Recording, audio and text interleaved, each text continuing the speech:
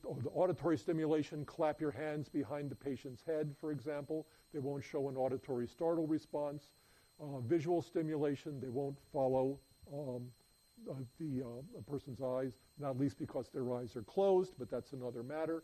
They won't show somatosensory reflexes. If you stimulate them with a pin or the forceps or something like that, they won't show any kind of reflex. Moreover, these patients don't show any signs of emotion. Their so-called vegetative functions are okay. Their heart is beating, they're breathing on their own, they're engaging in elimination and all of that kind of stuff. All these vegetative functions are okay, but they seem to not have any kind of consciousness at all. Moreover, in a comatose patient, the patient's eyes are closed, and behaviorally, at least, they don't seem to go through the normal sleep-wake cycle. Their eyes don't open, don't close on any kind of regular cycle. Clinically, the severity of a coma is evaluated by a procedure known as the Glasgow Coma Scale, which was devised at the University of Glasgow. And just so you can kind of get a sense of how this is done clinically, the severity of coma is measured in terms of the person's best response to various kinds of stimulation. So the best eye response, the patient is asked to open your eyes. They can't do it. Or if you pinch their arms and their eyes open, or their eyes open spontaneously, again, you can get a score for your best eye response. Then again, best verbal response, and finally, best motor response. And as you can see here, the range of scores, there's never a 0, so the range of scores goes from 3 to 15, if you just kind of add these up. And if the person scores less than 8 on the Glasgow Coma Scale, that's thought to be a severe coma, somewhere between 9 and 12, a moderate coma. A score of greater than 12 is a mild coma. So that's how these things are measured clinically. Okay, coma is to be compared to what's known now as the vegetative state, or sometimes the persistent vegetative state. And what happens here is that sometimes a patient who is in a coma will transition into this other state, and if that transition occurs, transition is most likely to occur within about a month. Whereas coma is described as a loss of wakefulness, the vegetative state can be described as wakefulness without consciousness. And clinicians call it wakefulness without consciousness because behaviorally, a patient in the vegetative state seems to show signs of something like the normal sleep-wake cycle. Vegetative patients, their eyes will open, stay open for an appreciable period of time, and then they'll close, stay closed for an appreciable period of time, and then open back up again and stay open for an appreciable period of time. So in that behavioral sense, they're awake, but they don't appear to be conscious. They don't tend to respond to the same kinds of stimuli that comatose patients don't tend to respond to. There's still no communication with these patients. They will respond partially to various kinds of stimulation. You might get an auditory startle response sometimes, but not always. Maybe they'll open their eyes and then close them again. You will get a withdrawal from the stimulus, sometimes, though not always, and sometimes you'll see some signs of emotionality, like smiling or crying or whatever. But that's usually thought of as a reflexive response, okay? So if you tickle the patient a little bit, you might get a little reflexive smile. If you pinch the patient hard enough and long enough, you might get some reflexive tearing. But again, nothing that looks like voluntary emotion. Here are the results of a clinical study from some time ago. No reason to think that these numbers have changed any in terms of the occurrence of patients in the persistent vegetative state following head injury. And we're looking here at the time since the injury. So about 10% of head-injured patients, if you look at them within a month of the head injury, you'll find them in the persistent vegetative state, and then this number falls off pretty fast, which is what we mean by when we say, if you're going to make the transition from the coma to the persistent vegetative state, you're much more likely to do that within the first month after the head injury. Yeah? These numbers get smaller? Are those people who stayed in a coma? Yeah. So these are people who were in a coma for 6 months or so, and that's 2%, okay, are going to then move into the vegetative state. If you've been in a coma for 12 months or more, the likelihood is very, very, very low that you're going to move into that. But even within the first month, the likelihood is relatively low, okay? That's only about a 10%, chance.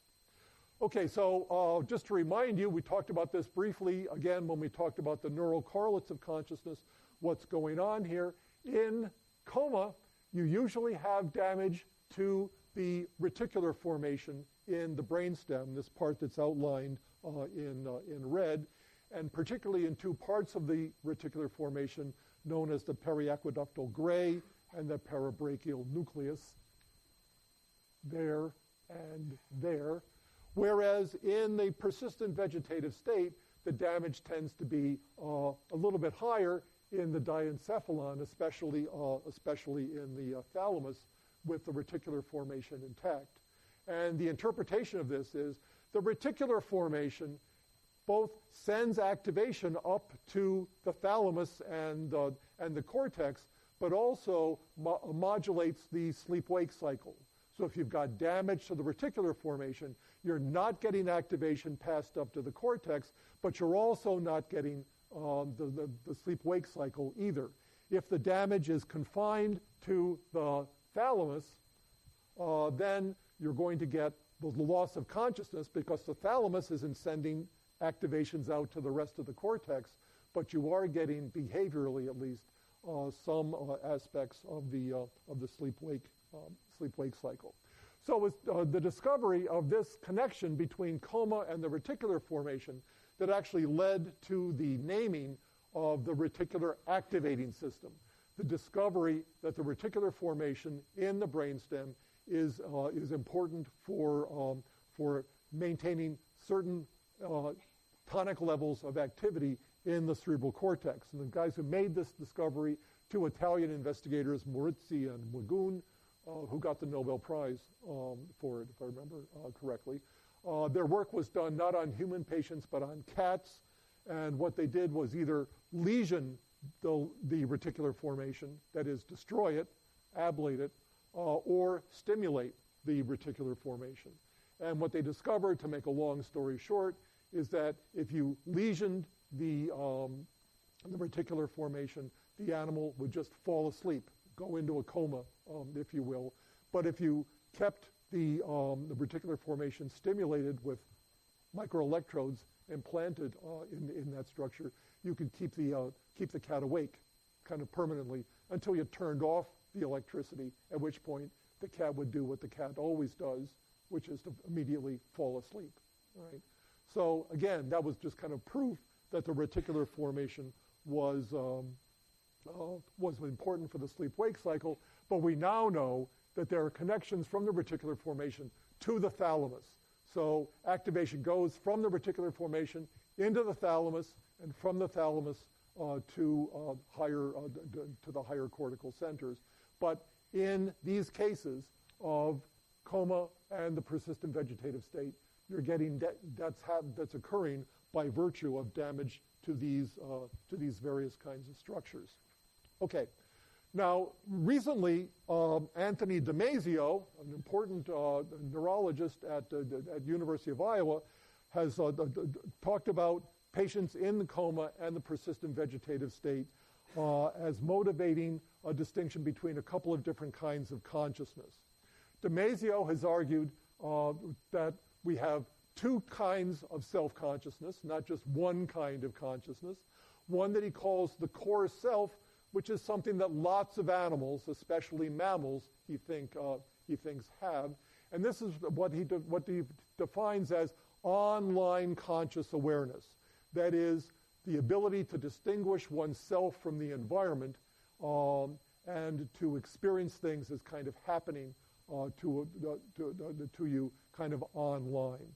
Okay, so a bear has come out and bitten me on the leg or something like that, and I'm experiencing that as something that's happening to me. That's the kind of thing that occurs in what Damasio calls the core self. On top of that is what Damasio calls the autobiographical self, which he thinks is uniquely human, which involves the ability to construct out of these online conscious experiences a kind of narrative or autobiographical memory. Damasio has also argued that there's also what he calls an unconscious proto-self, which is associated with the reticular formation, and he argues that this is just this really isn't consciousness at all, but it's kind of the beginnings of consciousness, where the organism is monitoring its internal environment, like blood sugar levels and cell fluid levels and things like that. So again, just by studying this, the Damasio example is just an example of how you can get some insights into the nature of consciousness by studying patients who don't have it. That is, patients with coma or the vegetative state. There's a third syndrome, which we'll talk about very briefly here, which isn't really a disruption of consciousness, but sometimes is mistaken for it, and that's what's known as the locked-in syndrome. Here, when you look at these patients, it's very clear that they're conscious, but they simply are unable to communicate their consciousness in the usual way. They've lost articulate speech. They're not able to vocalize. They're quadriplegic. They have complete paralysis of all four limbs. If you test them with the auditory or visual startle response, you'll get a startle response from them. If you move an object in front of their eyes, they will follow the object with eye movements. And they can communicate by blinking their eyes and by engaging in various kinds of vertical eye movements. You can say to such a patient, if you can hear me, blink your eyes twice, and they'll do that, clearly indicating that they have consciousness. Moreover, you can get preserved emotional responses from these patients, especially facial expressions of emotion. Just as a kind of footnote here, how does the locked-in syndrome happen? Well, locked-in syndrome occurs by virtue of damage to another part of the brainstem known as the pons. And as you'll remember from your introductory neuroscience or introductory psychology course, the pons is important for sending motor signals down the spinal cord to the rest of the skeletal nervous system. And if you've got a lesion in that area, whatever motor commands are being generated in cortex cannot get down to where they're supposed to be going, and that's what renders the patient quadriplegic. But you've got damage in the anterior portion of the brainstem in the locked-in syndrome, not the posterior portion of the brainstem that you get in coma and the persistent vegetative state. Why are these patients able to respond with eye movements?